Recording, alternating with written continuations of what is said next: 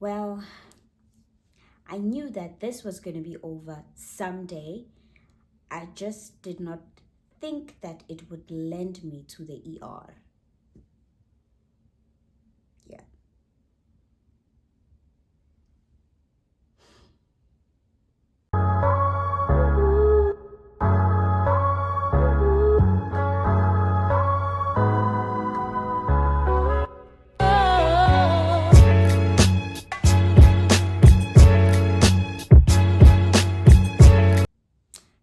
Hi guys, welcome back to my channel. This is your host with the most, Ubui. And if you are new to this channel, you are most definitely welcome. And could you please kindly hit the subscribe button down below to be subscribed to the channel. And also don't forget to hit the notification bell to be notified of every upload I will do in the future. And now if you are a returning subscriber, a mind speaker, welcome back, welcome back, welcome back. Welcome, my honey. I hope you do enjoy this video. Yeah. Well, as you could have seen by the title of the video, it is about my sobriety journey or how that came about. Well, there's something in my eye. Luckily, it's at night. I'm shooting this at 11 p.m. Yeah. Anyway, I can't believe I'm saying about a year ago, because that's how long I've been on this journey. Last week on the 4th of August, I just hit the 1 year mark of sobriety. And yeah, this is how that came about. Okay. I knew, when you know something that should happen or something that's gonna happen, but you're just not sure when, or maybe like you are dragging something so long that maybe you are in denial, you just don't want it to happen as yet.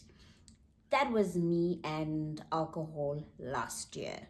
Well, I knew that I wanted to quit and that I was not gonna cross over to 2024 still drinking. I just didn't have the courage to start or just to quit. And yeah, it just dragged and dragged because I really lost interest in drinking quite early in the year.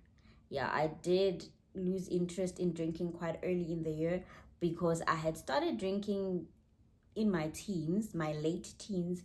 So you can imagine, I'm in my mid 30s now, and it has been a minute since I started drinking. So it wasn't really gonna be that easy. Yeah, maybe. I don't know. I just don't know. But what I know is that what I know for sure is that I wanted to quit. I didn't want to cross over to 2024 still drinking. And the other thing is that, when you have told yourself already that I'm quitting, I don't want to do this anymore. And then all of a sudden there's something that just happens, like life happens, and then the first thing that you grab is a drink. I think the whole of last year, that's what happened with me. A lot was happening, even the previous year, a lot was happening. And since I'm a person that doesn't really express my feelings or talk about them, the only thing I could resort to was a drink. And of course, most one drink leads to the next and the next and the next, and then the next thing, you are out. So that was me. And just to show that I wasn't drinking in last year, I wasn't drinking in a healthy manner.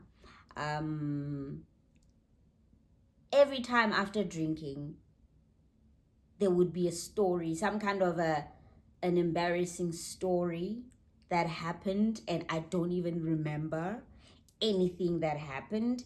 And also, I was now starting to fear for my own life that what if something happens to a point whereby something really bad happens and I don't remember what happened. So that was a thought that has been daunting in my mind, and it really scared me a lot. And I think that thought also contributed to me being adamant about quitting last year. But I just couldn't bring myself to that somehow. So I didn't like those stories or things I would be doing or lashing out. All of that, it was all the anger and the disappointment that I had. Yeah, it was more of the anger and disappointment I had. And immediately when I started drinking and I had one too many, then I would start having such things or such episodes. Luckily, all of that happened around my family or my close friends. It wasn't really in public that much. If it was in public, it wasn't in a big crowd, but I don't remember that being in the public.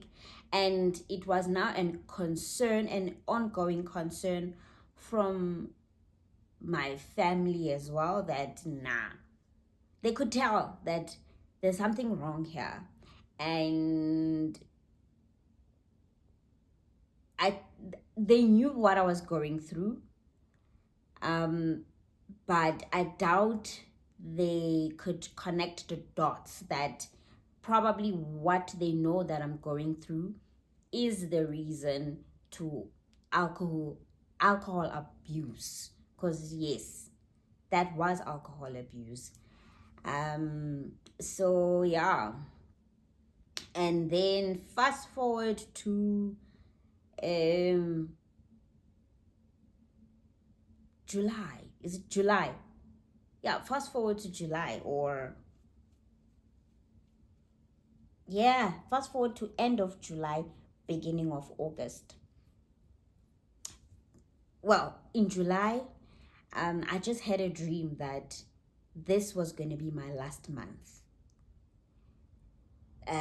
Yeah, I just had a dream that this was going to be my last month of drinking, but I still, like I said, I couldn't bring myself to the thought. Like, yeah, because when you have made it a habit now that every time when something happens or when you are going through something, you just grab a drink. Yeah, that was me. But J out of the blue, because I could go on for months, like 3 to 4 months without drinking, and maybe drink on my 4th month or 5th month. I was able to do that. But last year there was definitely alcohol abuse. There was definitely alcohol abuse because, like, since I can't speak about my feelings, why don't I just drink them away? Why don't I just drink them away? And yeah, that's what happened. But I had a dream that July, like the last 6 months of the year, it's actually going to be the start of my sobriety journey. But I was like, I doubt.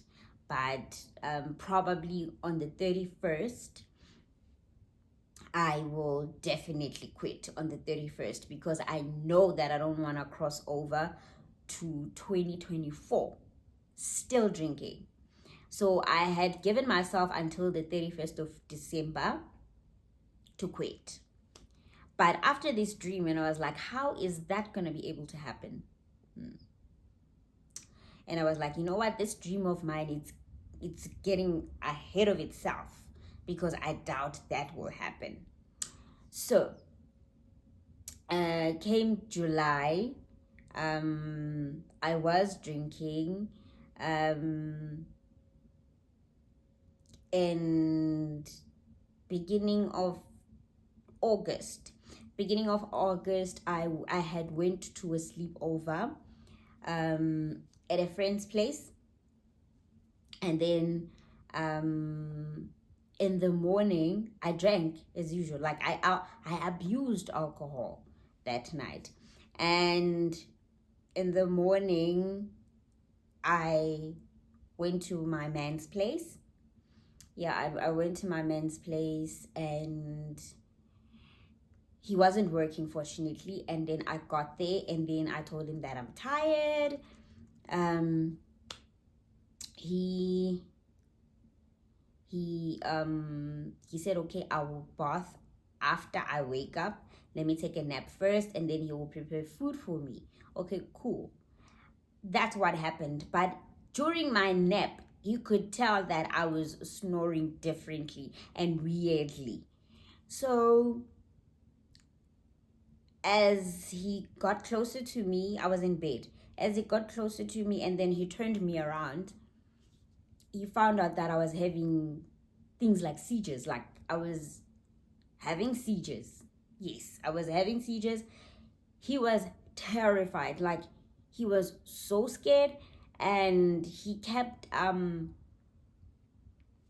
to wake me up or for me to respond, but then I was having seizures. He said like my mouth was even swaying to the other side, like to one side. Yeah, he said it was bad, and up until today, that is one experience he does not want to ever relive again, because he said he was so scared. Because almost when a person, when something happens to a girl when they are at their partner's place, should anything happen, the partner is the first suspect, or they're gonna think that the partner did that to the girl. So that's all that he could think about, that oh my god, people are gonna think, especially her family is gonna think that I have something to do with this. And what he did, he called my brother, and then my brother was like, nah, my sister has low blood, but I don't know what you were talking about. I've never seen her like that before. And then the bae was like, okay, called his friend, because the ambulance was just gonna take too long. He called his friend, and then they rushed me to the hospital. And then again, what he did, because I was starting to bite my tongue, he said he took the spoon, and then he made me bite the spoon instead of me biting my own tongue. So yeah, they got me to the ER, and I was rushed to the ER. And then the service there was amazing. The service at the hospital was absolutely amazing. They asked him what happened, so he had to explain what happened. But as he was explaining, I was a little bit becoming myself again, I was a little bit becoming myself again. I was able to hear what he's saying, but it's like I'm hearing it from far. And they had me on drips and whatnot. And then I kid you not, after 10 minutes of having that drip on, I was feeling much better. I was myself. And the doctors, they were like, okay, can you tell us what happened? Because the bae did tell us that you got there in the morning. What happened last night? And I said, oh, last night was fine, was cool, was great. I did drink. And then they asked me, when last did I eat? And I said, I can't remember when last did I eat. And then that was my problem. And yeah, it has been my problem for the longest time. I know that I know I'm not the only one. Some of you guys still do it, and you will end up in the ER just like me.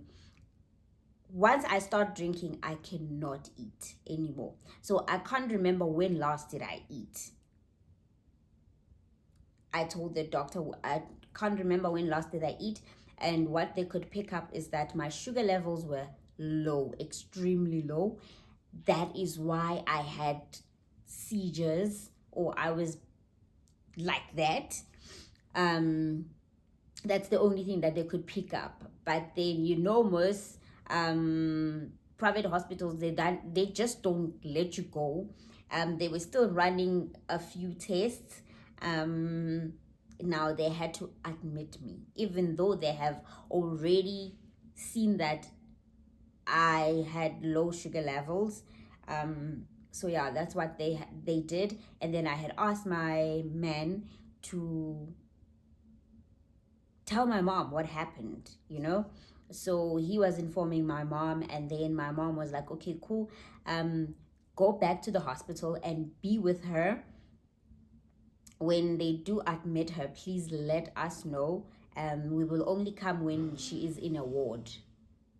So that's exactly what the bay did. And then there were tests that were ran, and including the pregnancy one. Why? Yeah, they were tests that were ran. I kid you not, I slept in the hospital for 4 days. I even did the MRI. I think that's the full body, so that they can check all your organs. I also did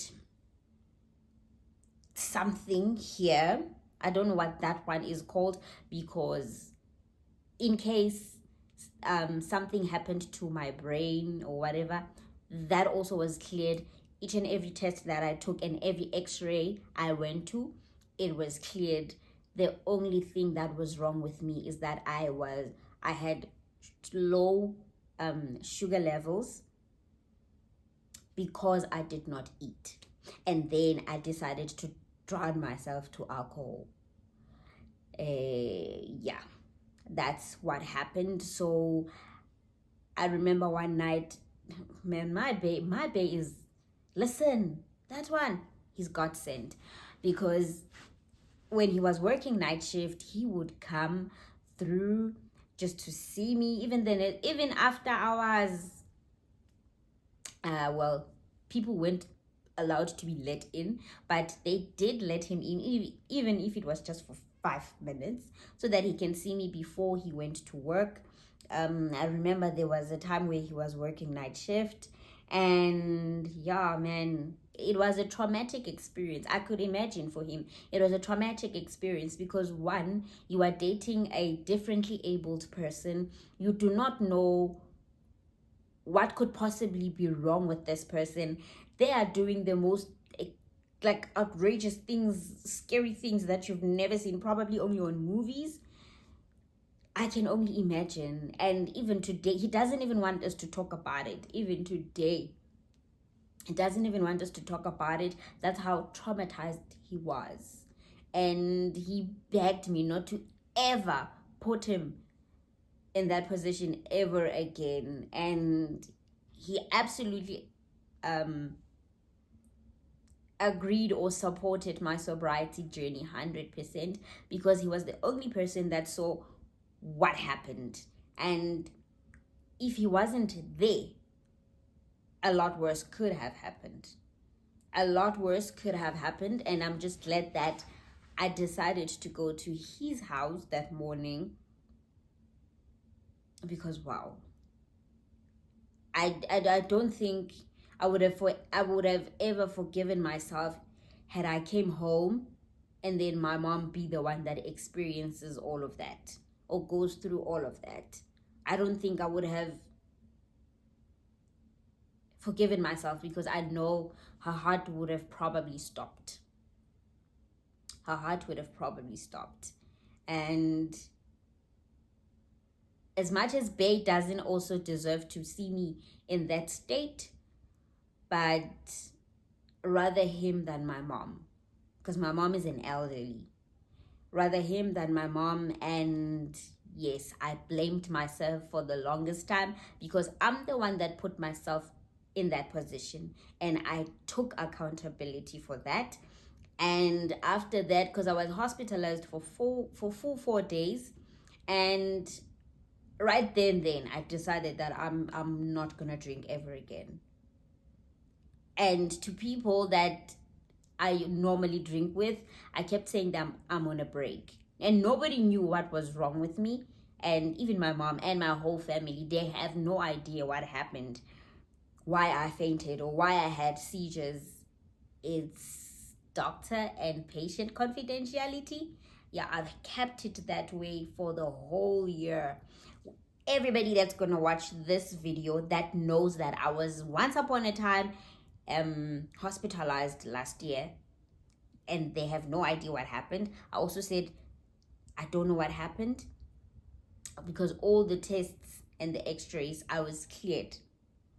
But I knew that what happened. The first doctor that welcome no not welcomed me. The first doctor that attended me at the ER after I snapped out of it, she told me what she thinks happened, and I agree with her.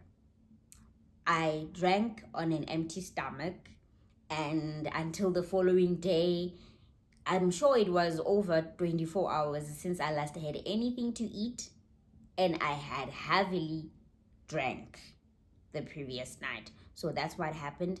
Everybody's gonna see this video. The cat is out the back now.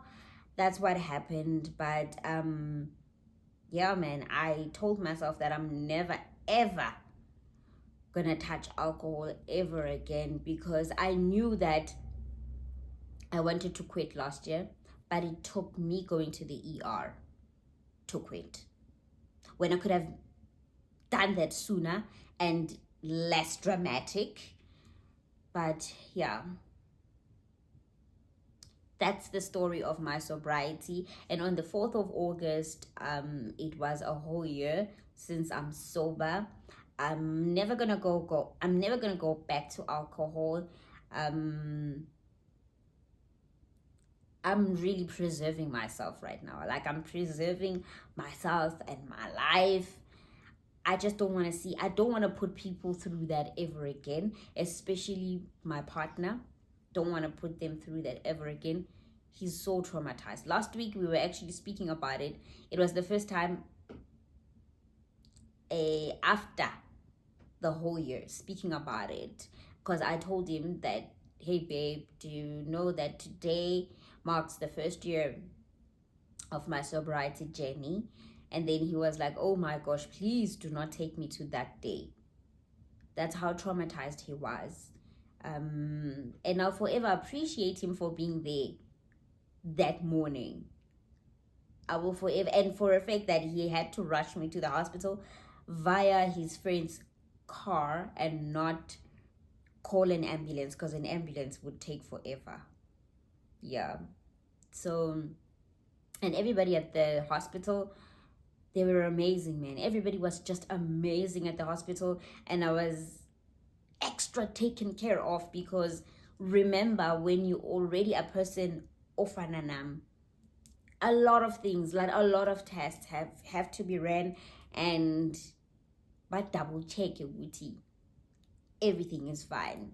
And by the grace of God, everything was fine. And what I have learned from that is that sometimes we must listen to God, because that was God whispering in my ear that I should quit alcohol last year. But now I dragged that. I didn't listen to God, and instead I dragged it until he had to teach me a lesson. And what I would want to say to you guys is that sometimes you must listen to that little voice inside your head. It's not anybody else that put it in there. It's not you, but God. And if we can teach ourselves to listen to that little voice inside our heads, ekhuluma nathi, singagwemeka ey'ntweni eziningi eziqondene nathi. I could have, had I quit earlier, none of this would have happened.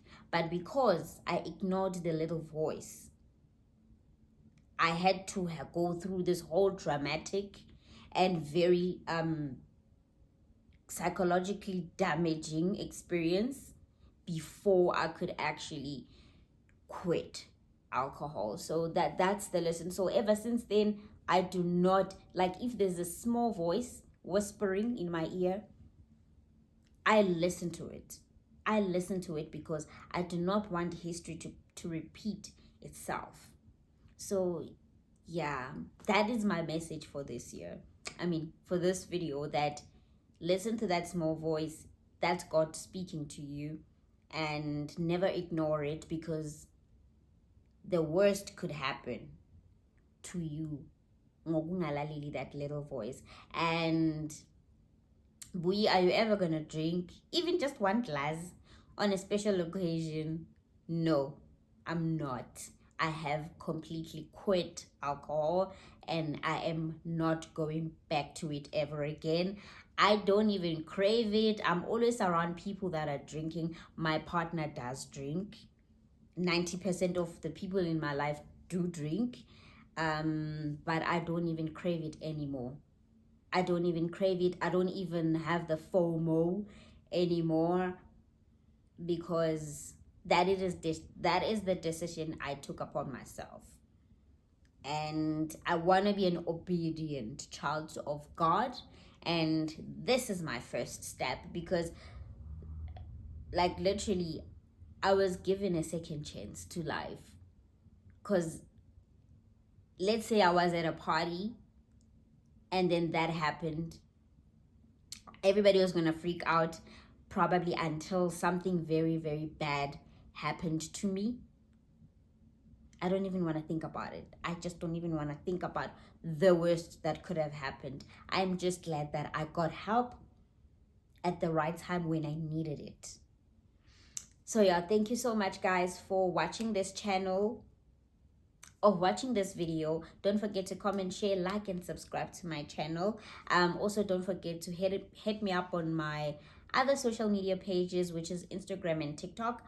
I am Bui Speaks Mind on Instagram. I am Bui147 on TikTok. And yeah, I hope my story does motivate you, or inspire. Does it motivate and inspire? Hey, listen, I don't know what this story might do to you, but I hope that it gets to someone who really needs to hear it, and they're probably in the same boat or this dilemma. Don't wait until you go to the ER or until you die to quit whatever that is wrong that you know that you are doing, or whatever that is not that doesn't benefit you positively in life. Don't wait until the worst happens. Quit now. Don't be like me. And always listen to that small voice in your head. It ain't you hallucinating, but it's God speaking to you directly. So yeah, guys, until my next one, may the good Lord ever stay blessing you guys. I will see you in my next video.